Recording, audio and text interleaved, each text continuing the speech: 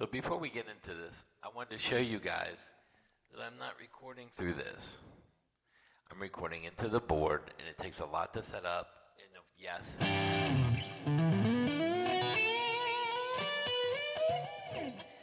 it's a lot better tone. Sounds like a studio.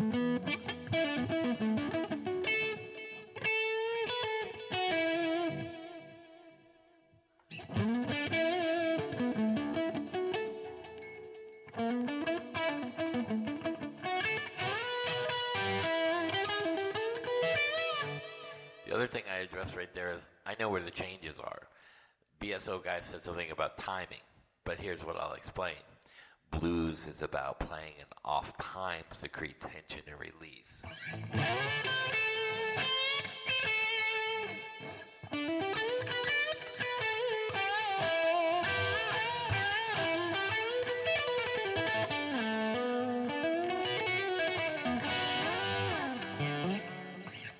That's how you play and don't sound like every MFer in the world.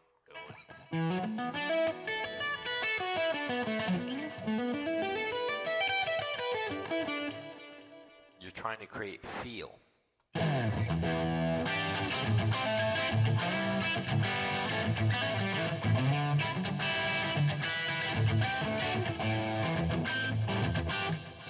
Feel.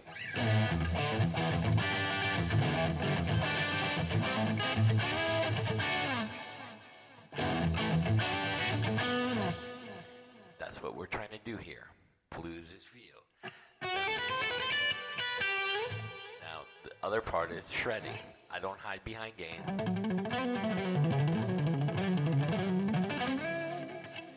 Even the string skipping I can do without a lot of gain. I can do anything that my brain allows me to do because I know that my ability will help me do that, and I'm not hiding behind any sound. The problem that some people have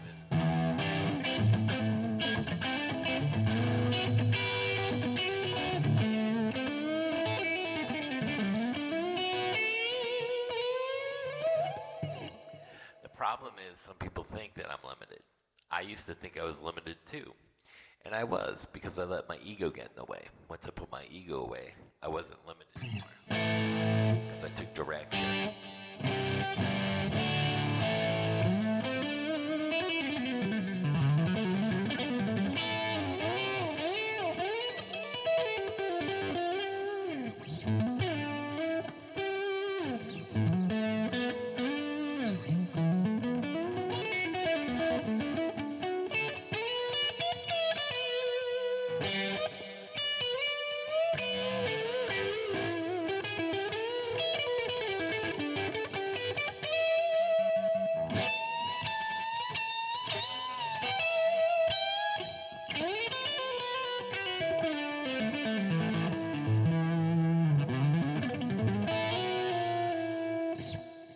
So, I just wanted to show you guys that my guitar tone is through the same amp, and it does sound very good when you mic it up and run it through a board with another EQ.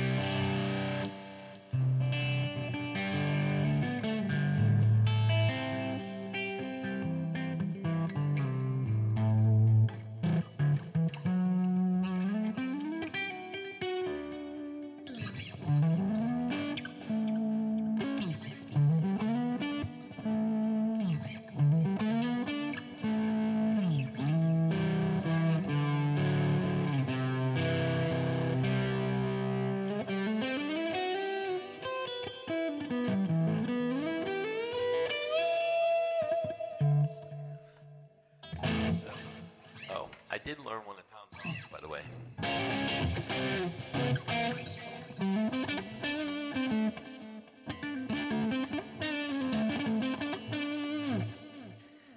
Yeah, that's Plexi Soul off of that album. It's alright, but I can play some of his stuff. I can do all the finger picking stuff. Somebody asked me to do that. I'm not going to learn one of Tom's clean songs. I have no interest in that. My interest is what I speak about and what I talk about and what I show. Obviously, I can do all that I just showed you, as well as classical.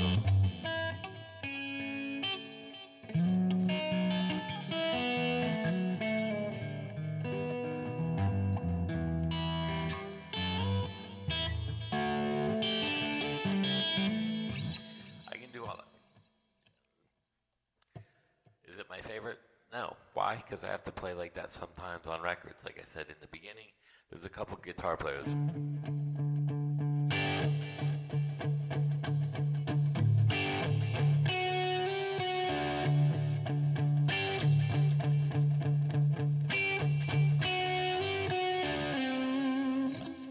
That's how you write on a pop or a country album. Then you throw some layers on there. And I think I've explained this before.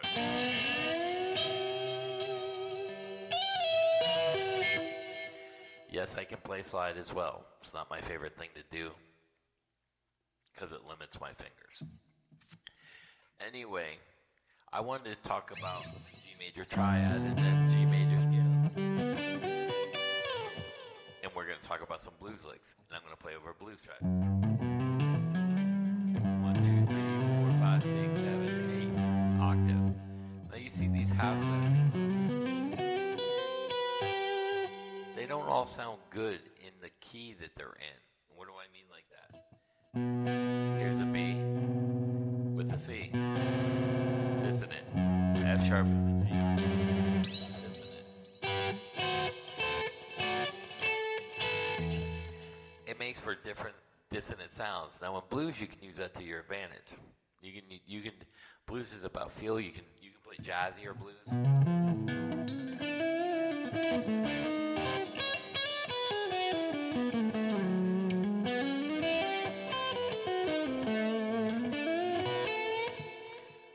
Shreddy blues.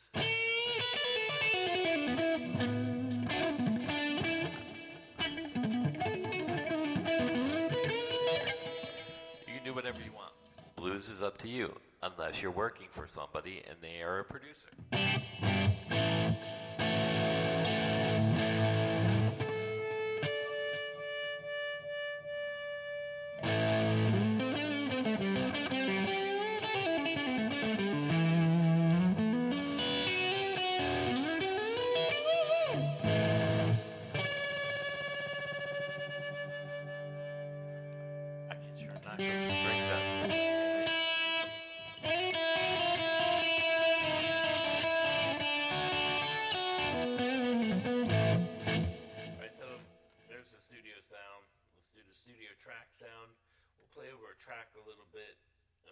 Bad notes as well as the good notes.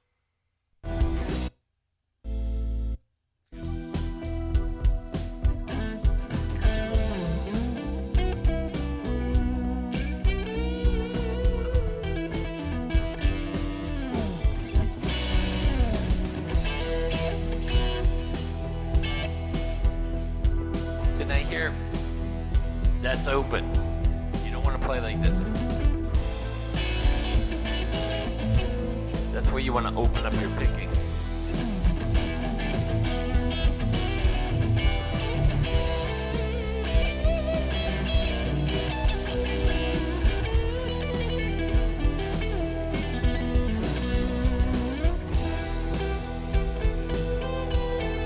Ride.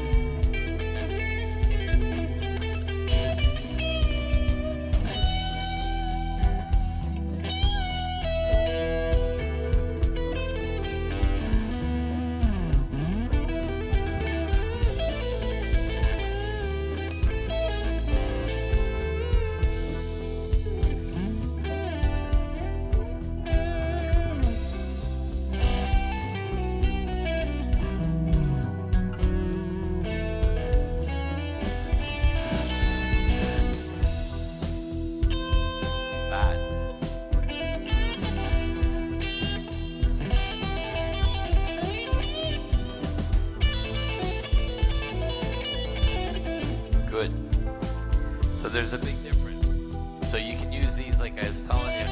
Whole, whole, minor third, whole, minor third. See how good that sounds?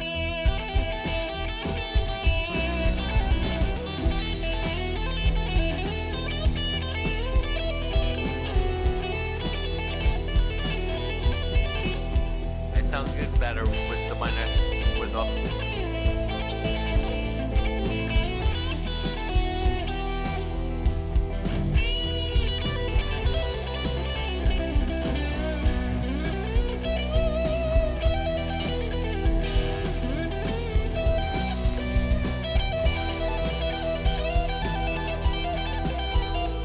So you can.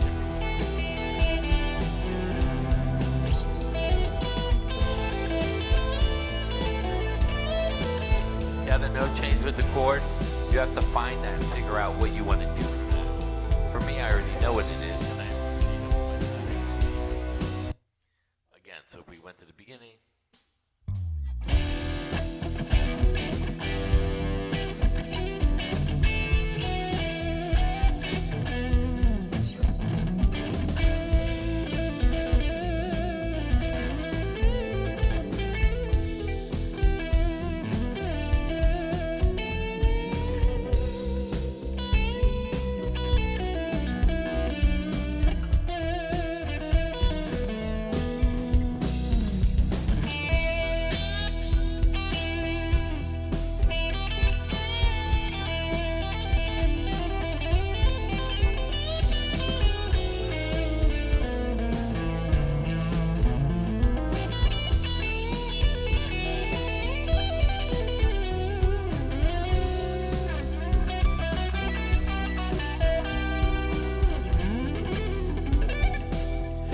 All kinds of stuff you can do.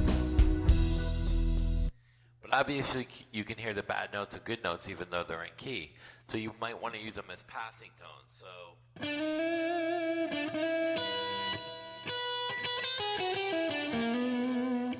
Like a jazzy run.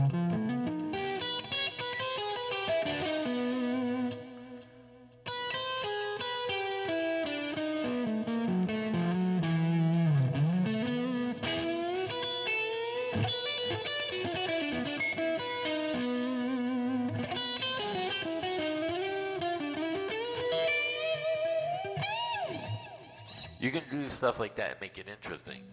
And all that is first string, second string, third string. Same pattern.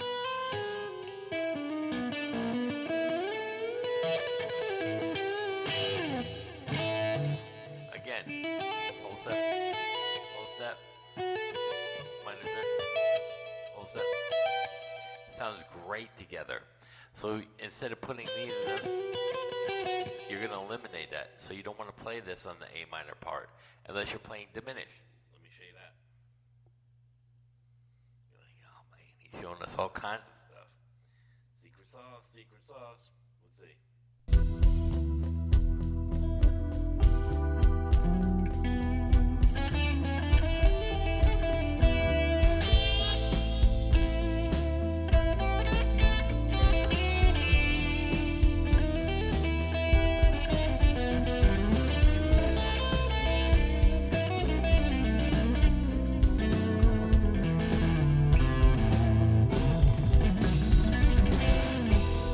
So here's where you go. Arpeggios.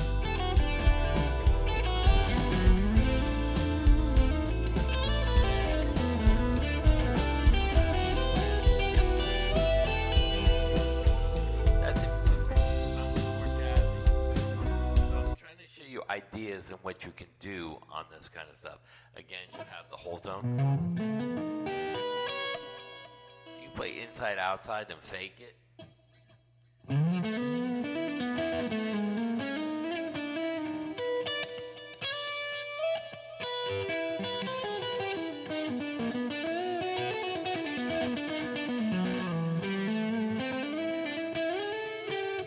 You can add the string skip and stuff in there, like.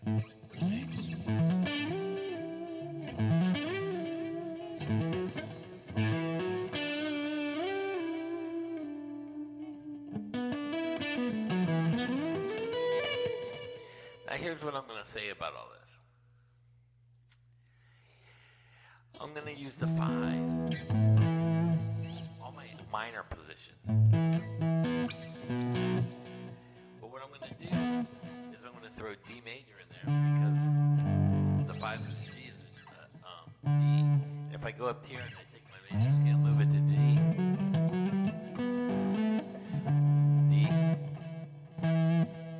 E, A, B.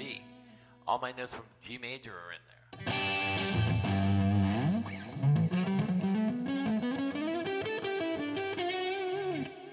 That is modal playing, not modes, modal. And will it work over this? Absolutely. This is how I figure out position and what I'm going to play, whether it's blues, jazz, metal.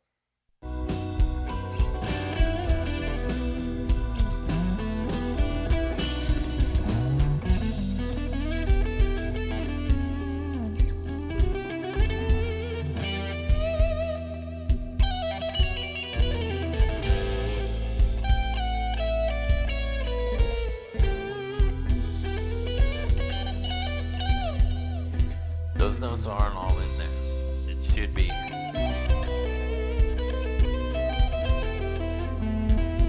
But I'm going to mix it.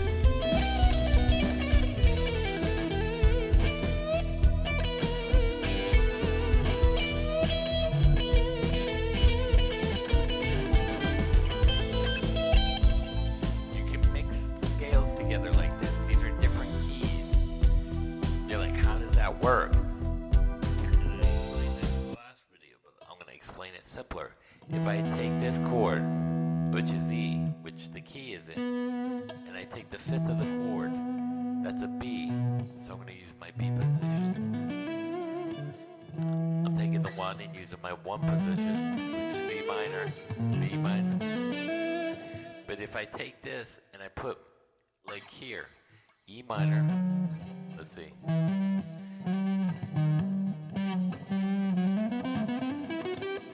That's my relative minor to my major. This is G major.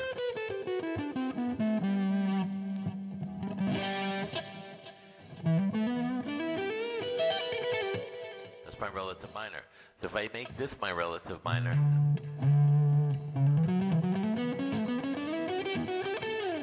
because my major, G, has a D, that's major. It works. It just works that way. So now you're modally playing like a jazz player, not inside out faking.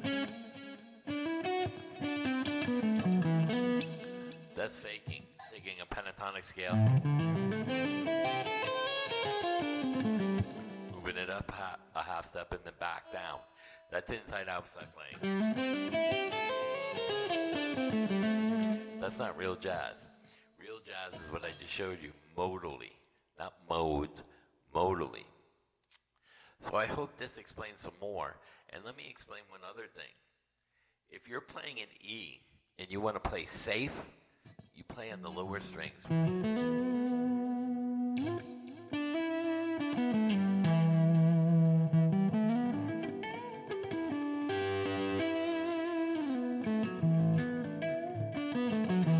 Why is it safe? A lot of guys do it, including some of your favorite guitar players that you admire, and some that you think I bash. It's safe because it's whole steps, like I was explaining here.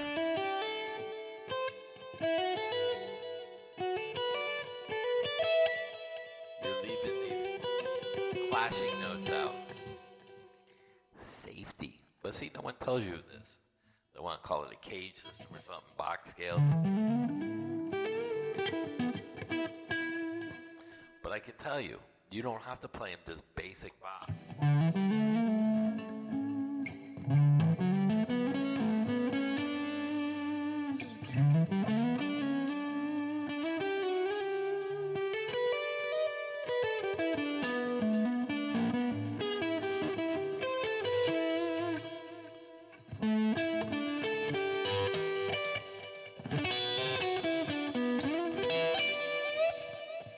Pig scrapes.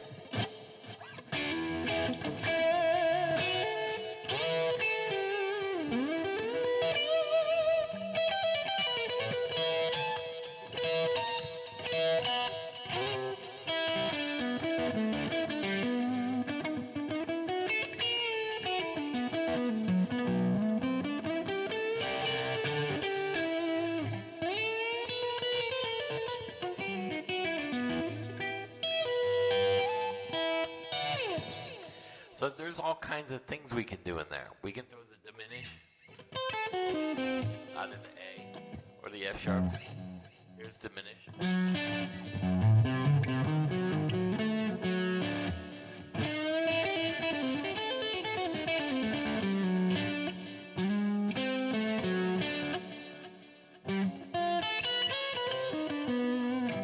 There's whole tone, double diminish.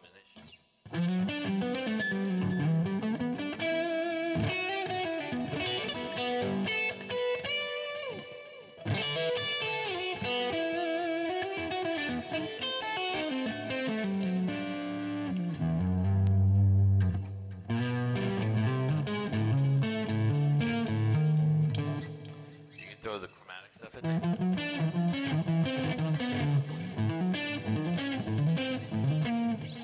Doesn't sound great in blues, but you can throw it in there for a second.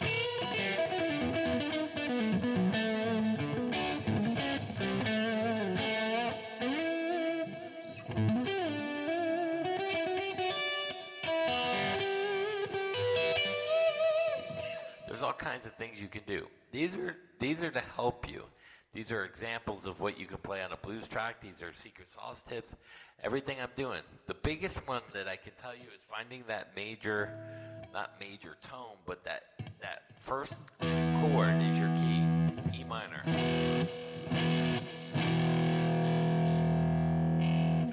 Figuring out the fifth of the chord, which is a B, 5-1 is the best resolve.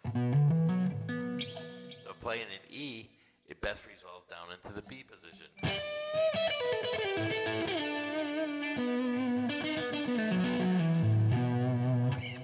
It just sounds good that way. I don't know why. That's how I've been playing by pattern and position my whole life.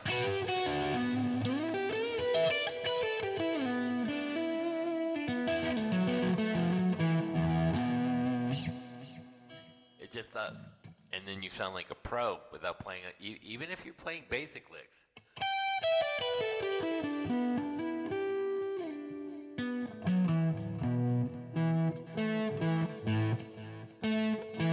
A. So when I get to the E, I play open A to a B. Why? It's got a blues sound to it, and I'm resolving an A to an E.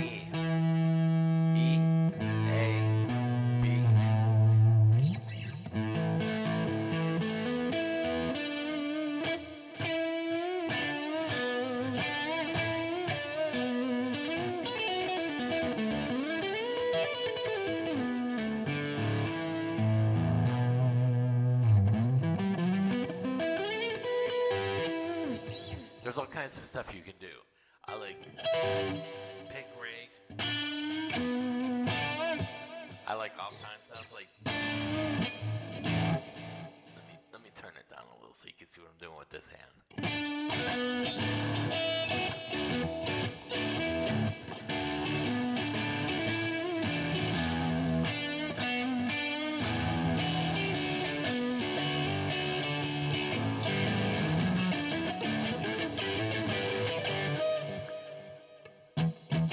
Time, out of time. Tension release.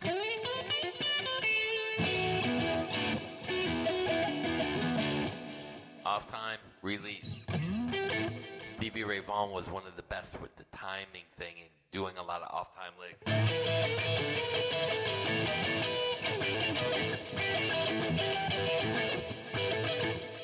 He was always on time, off time. He didn't play like that.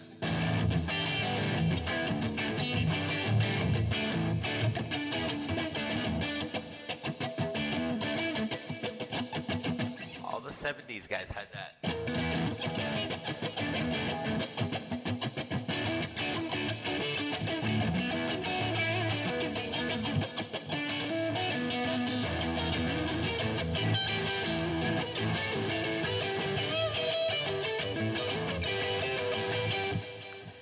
Probably weird for you to listen to me play like that, but that's what I grew up on. Blues, not shred, blues. Now I grew up on the country shredders. That's what Chet Atkins, Roy Clark. Again, I've told this story a million times. You can go back through all my old videos. You can see me shredding on an acoustic guitar that shows that I don't need gain.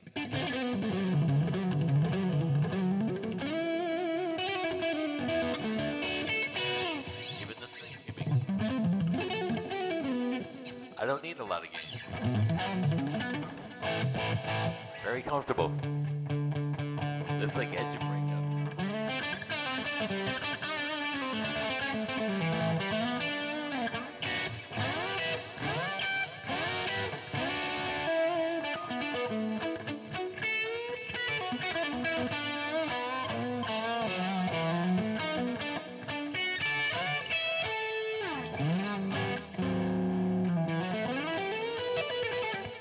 It's good stuff. I love the blues. I love shred blues. But I hope you enjoyed the video because it's getting long.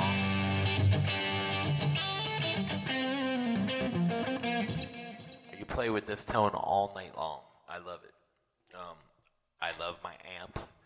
This is the Core Blade, a high gain heavy metal amp. It sounds like a blues out Plexi, Marshall, whatever, Fender. It's the best of both worlds. Again, it's not what you play, it's how you play it. Obviously, if you learn, see, here's my problem with a lot of people. They get set in their ways and they only want to learn one style.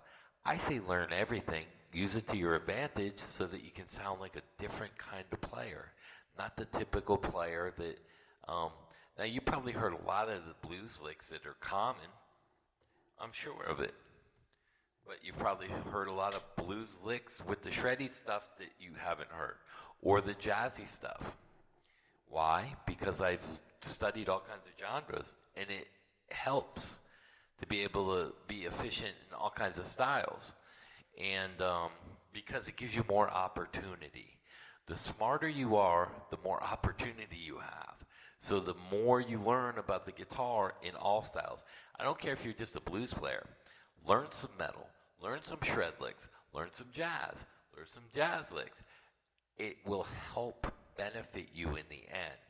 Obviously, there's some people out here who don't understand that I can play everything.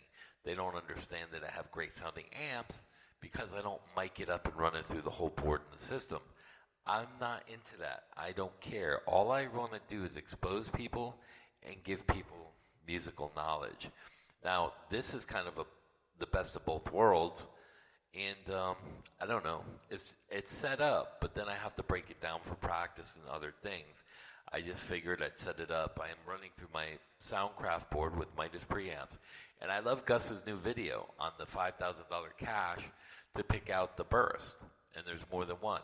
I think I know that there's probably around 3 to 5, I'm going to guess. 3 of them I know which ones are. I'm pretty sure of it. But there are some on there that I am not sure of. Because he is correct. When you start running things at different boards, you're re-EQing it. You're rerunning the sound. And he is also correct. Gus, we used to do masters in one studio and record it and then take it to another studio and remaster it. So you have rough tracks and then you mix it down into a second master. So he is correct. Sometimes you send them out to be remastered. Like you do a mix, a rough track, and then you do a mix, and that gets all the effects and everything on there. It's a weird process. That was back in the day. Now, you don't even have to be a fucking producer. You can just be a keyboard guy who says he's a producer in a room like this, and you can create all that stuff because it's not hard. Everything became simplified. And this is to the point. You don't have to you don't even have to play music anymore to be a producer. There's producers writing everything on a keyboard, a typing keyboard, and sampling everything with virtual instruments. And they're writing hits that guys can't write. Let that sink in. It's almost like using AI, but they're using virtual plugins. That's what you can do. Like Beat Buddy is like a virtual thing. It'll give you a song according to whatever you're riffing to. That is like virtual plugins. You can get virtual drummer, virtual bass player, and then you can pitch shift things and move them around with your keyboard and Pro Tools, and you create hit songs. It's so stupid now. You don't have to play. But there is a place like this kind of amp and what I was playing, there is a place for that. And that's what they can't get. And that's called blues. They don't do blues tracks in the studio like that. You know why? You have a lot of off-time stuff like I was playing that's not timed, that is creating tension and release. Mr. BSO, I pray to God that that's not Tom under an alias, because that would just devastate the music world. Because he's a good guitar player. He really is. I don't think he's a good writer, but he's a good guitar player. And if he's criticizing that I'm playing blues and playing it off time, that would be one of the most moronic comments I've ever heard in my life. Stevie Ray Vaughan did it. Now, if you're playing the rhythm, you want to be on the ones, the twos, and the fours, or a 2 or a 4, or a 3, 4, a 7, 8, whatever the timing is. You want to play on the timing, but when you're soloing, it doesn't matter, man. It really doesn't. So I just wanted to put this out there. I wanted to share the sound of the amp that you heard that sounds like overprocessed, and the guy said it didn't sound overprocessed the other night.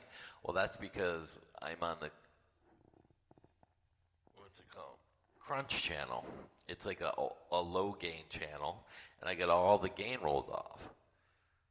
And I'm going through my board with a mic, so it's going to clean up the sound, and it's going to give you the studio sound because I have an iRig going into there.